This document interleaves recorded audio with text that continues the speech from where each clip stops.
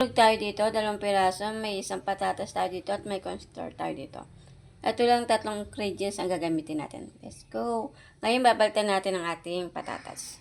Yan nabaltan na natin ang ating patatas. Kayo hiwa-hiwain natin. Yan, hihiwain natin siya ng maliliit.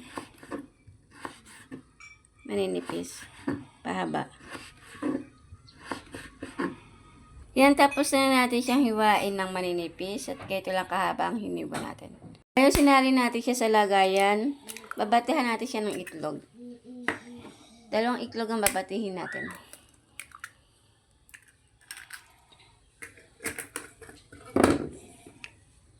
Then, imimix lang natin siya.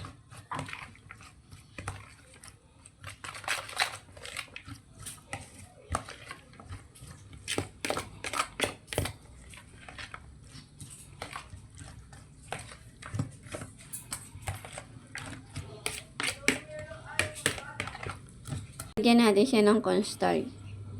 Konti lang.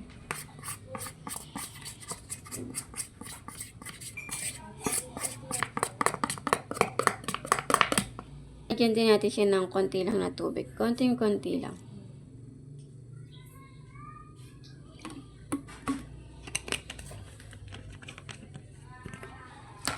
Then, mix lang natin.